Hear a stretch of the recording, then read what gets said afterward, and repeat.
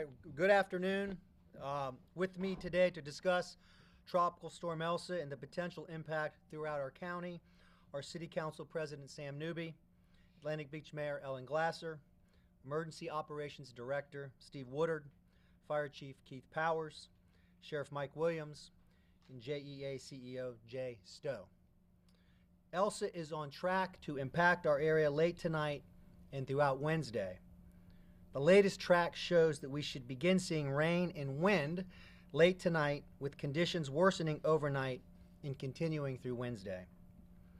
While we are on the edge of the cone and not expecting widespread damage, there's still a chance for flash flooding, strong winds, tornadoes, and severe thunderstorms. While we are no stranger to these conditions, it is important that everyone is prepared.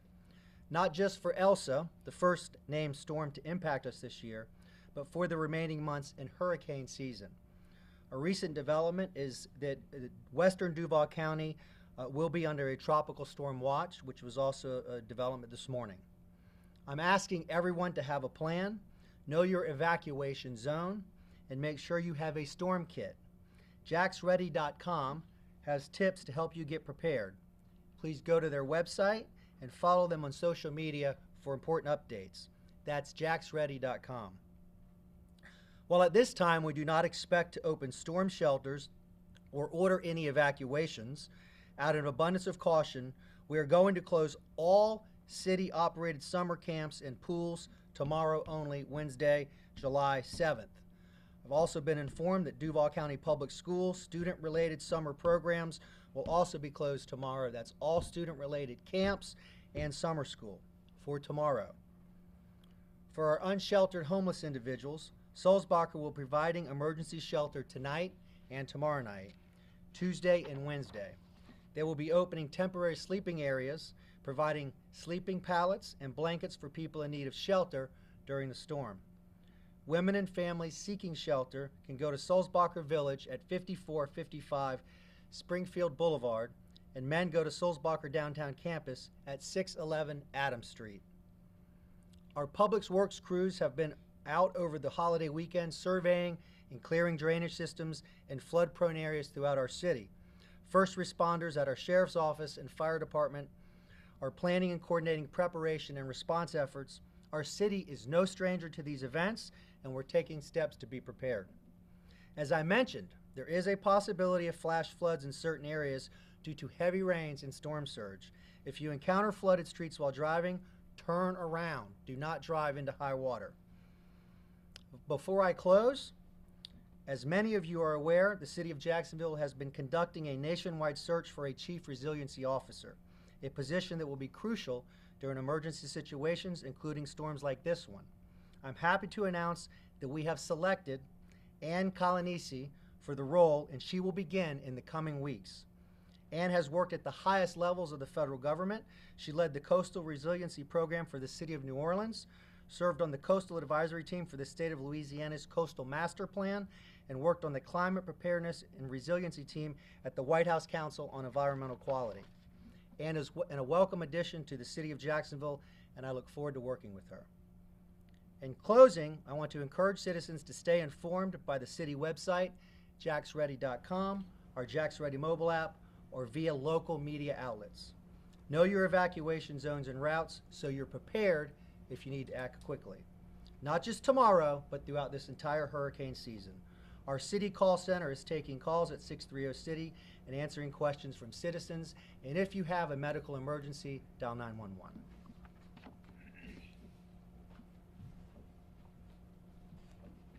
Good afternoon. I'm Ellen Glasser. I'm the mayor in Atlantic Beach, and I'm here to represent the 3 beach municipalities.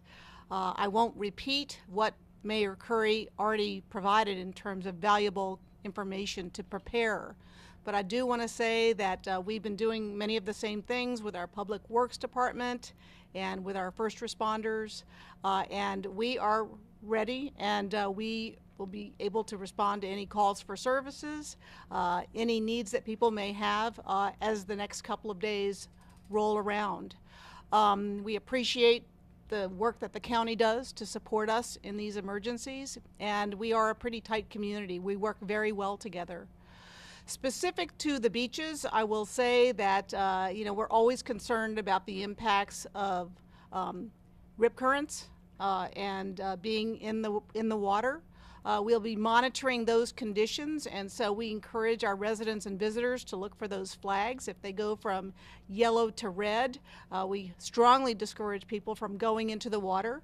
Our lifeguards will be at full staffing. We will be patrolling the beach and looking for that. So please be careful. Don't be that guy that we have to go out and rescue. It happens every year, and we really encourage you to heed the warnings that are out there. Now, specific to the beach municipalities, any city-run services that we have will operate as usual tomorrow. Our offices will be open. We will be ready to ramp up or down depending on how the conditions change throughout the day. And again, we encourage people to monitor those platforms for information, but also look at the beach city websites for specific information about the beaches. And I'll be happy to answer any questions you might have. Thank you. Thank you, Mayor Glasser. I'm Steve Woodard, the Director of Emergency Preparedness for the City of Jacksonville. There's a lot of weather information that's out there this morning, and I think it's important for us to understand the weather where you are. So if you're watching, please check with the local National Weather Service forecast. As the Mayor mentioned, they just in the last hour have put Duval County's western portion under a tropical storm watch. No other parts of Duval County are under a tropical storm warning at this time, but we do expect heavy rains over the next 24 hours. So people should be prepared for that, particularly in the low-lying areas where we normally see flooding along McCoy's Creek or Hogan's Creek up in the Mine Creek area. If your vehicle's in an area that you know is prone to flooding, I recommend that you consider moving that to a higher level so it can be protected. We'll continue to monitor this. We'll have staff working and putting out situation reports, and we'll adjust accordingly if we have any changes. So watch out for the winds and rains that will start later today, and particularly in those low-lying areas. And we're into hurricane season, so it's a good time to be prepared. The Know Your Zone information is also in jacksready.com. Have a kit and have a plan. Thank you. Thanks, Steve. So specific to tomorrow and this current forecast, people will be out and about tomorrow. So we would just remind people that you shouldn't drive through standing water. If you come to a large intersection and the power is out, you treat it as a four-way stop. If there's an officer in the intersection, follow his instruction as it relates to traffic control. And at this point, we don't anticipate, again, based on the current forecast, closing the bridges. Remember, that's a 40-mile-an-hour sustained wind that closes the bridges, and we don't have that in the forecast as of yet. So again, as people are out and about tomorrow, we would just ask everybody to be patient and be safe. Thank you. Good afternoon. I'm Jay Stowe, the CEO of JEA.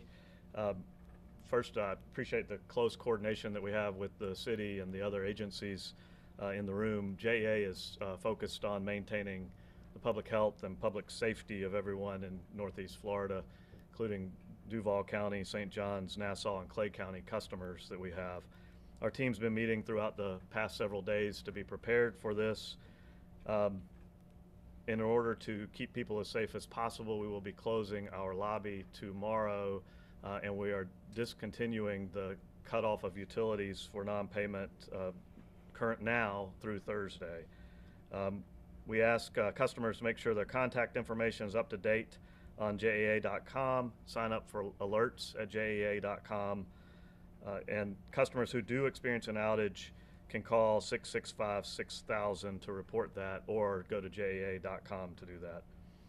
Please stay safe, heed the warnings, and pay attention to what is going on, and we will be prepared to respond if anything does happen in our area. Thank you. We'll take questions if there are any. Mayor, just a couple of quick questions on public works, because that's what a lot of people are focusing on now. I've been out with a number of crews, so we know that they're out there. But how many crews do you have out there? And this kind of goes to the sheriff as well, because you used to have the help from inmates to clear out these ditches. I'm told that's not taking place anymore. So what kind of problems is that presenting? Sure, I'll let the sheriff answer that question in a moment. Look, the Public Works, we put the manpower that we need, both when we are not in a crisis or storm situation throughout the year for maintenance of these things, but then we amp it up when we're facing a storm, and that's what's been happening leading up to this storm. It's what happened in previous storms. So our Public Works are out there doing their thing, as would be expected. Do you have Sheriff? enough, though? I mean, do you have enough people to do that?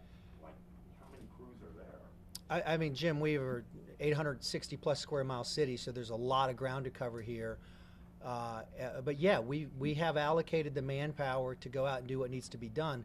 Anytime you're facing a weather event or a natural event, there are things that happen that infrastructure just can't handle. And you see that from time to time. That being said, we've invested in previous budgets and upgrades of infrastructure to deal with storms like this. This next budget, you'll see that I'll roll out in this July, this month. We'll have significant investments. I just announced, again, the Chief Resiliency Officer. So we're doing what we need to do now, but we're always working to do better. Sheriff? So, Jim, as you can imagine, we've done a lot of work in the last year and a half or so to really, keep COVID protocols in place at the jail. We're going to continue to do that for the foreseeable future. That's why we don't have those work crews out in the community. So we're responsible for the health and welfare of those inmates, and at this point, we think it's best, that we limit that exposure to the community at large. We're constantly evaluating that in conjunction with the health department and our other partners, and that may change. That posture may change in the future, but as we stand here today, we still have those protocols in I place. mean, that was a pretty main thing to help with the city in doing this, and it's not there anymore. I mean, do you see that can be a problem? Well, absolutely, but again, we're responsible for the health and welfare of the inmates as well. So I'd hate to send a crew out, have them come back into the jail, and then I have a massive issue inside the jail as it relates to COVID. So again, we're constantly evaluating that, and we realize that a lot of people have utilized that, especially the city, to help in times like this. But unfortunately, from a priority standpoint, right now, health and welfare and the integrity of the jail system is what we're most concerned about. And I would add, look, big city, there is no such thing as 100% risk mitigation in anything. Our Public Works knows areas that are prone, and they work those areas. If someone sees an issue in their neighborhood, they should call 630 City and report it, and we have manpower that will go out and take care of it. Mayor Curry, question regarding the crews also. Today, since we do know, certain spots of Duval are trouble spots even just during the storm, can you tell us what areas crews are going to focus on today as they take a look at those storm drains ahead of Elsa and getting things cleared out? Are there certain areas getting extra attention? I mean, look, there's a list that we're going to have to deal with. Obviously, San Marco, Ken Knight Drive. I mean, there's a long list of areas that we know are prone to flooding, and those areas are being focused on. There's also areas where we've had citizens that will report, debris or garbage in a space that needs to be cleared. So that's what I would encourage folks. If you see an area that you believe needs to be cleaned, call 630 City. This isn't our first rodeo. We've been previous mayors before me have had to stand up the emergency operations and go through this. We've had a very active 6 years since I've been here. Our Public Works Department has been through this numerous times, and they're out doing their job. Just have one last question for you while you're here. We obviously found out yesterday that Councilmember Pittman has COVID, is in the hospital. Are you guys able to comment on the council president as well? How is she doing if you talk to her? I'll let Council President Newby speak to any personal information he might have. I would just say that, look, I've known, first of all, Jacoby's a friend. I knew of her long before I knew her as a colleague and a friend. And we've learned the unpredictability of COVID over the last year plus. We're all trying to be responsible and get through this, but she got it. And we have great physicians and great medical care in this community, in this city, and they're doing their job, and I would just encourage people to join me and pray for her. Yes, I've been in contact with her family today. She has a better day today. She's doing much better, and our thoughts and prayers with her, and she's going to pull it through. Any more questions? A question for Jay Stowe, OJA. I know you had mentioned crews are standing by, but are there extra crews? Are they stationed anywhere? how's that going to work? Like, we know FBL is all in one place. What's JEA doing? Yeah, we have our crews that are here on site. We're not moving them anywhere else right now. We've had communication with other agencies for mutual aid to be prepared either to call on mutual aid if we need other people to come help us, or if everything goes smoothly here, that we'll be able to support other areas. And so that's an ongoing conversation that we have, and we have extra crews on standby right now.Ey're here in Jacksonville. So your people are working basically overtime, standing by? Yes. Okay. Yes, sir. Have there been any problems? I know you've been out doing tree trimming, everything like that, but has there been an issue in any area that people need to know?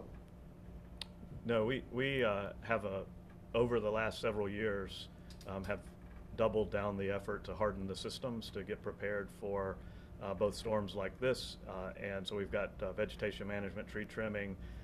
We are looking at the flood-prone areas for our water and wastewater system to keep that up and running, and we've got a team of people that are ready to respond when they need to. So we know that public works crews, they have a lot of ground to cover. If maybe a public works crew doesn't make it out to someone in time, would you suggest that that neighbor try to clean it themselves? What should they do? No. Call 630 City and report it. I wouldn't suggest that any citizens getting involved in any work that is the work of Public Works. The answer is no. We'll take one more question if there is one. For the Mayor Glazer, just real quick. A little bit not related to the storm, but everybody at the beach is thinking about condominiums and the safety out there. We've not really heard what's going on with the condos in Atlantic Beach and from the Jacks Beach. What's happening out there? And a lot of people are thinking about that with the storm. Sure. Well, we are talking to our building officials. In Atlantic Beach, of course, we have a 35-foot height requirement except for our one hotel, that's One Ocean. So we're talking to the owners of those facilities and making sure we monitor what's happening as far as the state guidance on this. We haven't identified any areas of concern at this point, but we are definitely talking about this and trying to learn the best practices moving forward in the future. I will say that today, to change the subject, today is not a good day to go cut the limbs in your yard and put them in the street, so we would really discourage that. We've spent a lot of time cleaning debris and ditches and pumping out retention ponds. Today is not a good day to add to the workload in that respect. I just offer that as a caution to some of our residents out there. So I'm not sure that I totally answered your question, but it's a process. But are you concerned with the inspection rate on that? Like, do you think things need to change? Sure, we are concerned, and I've spoken to our city manager about it in terms of our condominiums that we have in Atlantic Beach, in terms of what should we be doing. I can't really speak for Jacks Beach, which has a lot taller buildings than we do. Thank you. All right, thank you, everybody. If we have any updates or changes, we will notify the media via email later today. And just also keep watching our social media. So we'll make sure we do a media blast if we have anything significant to update you guys with. You're not going to come to me at all?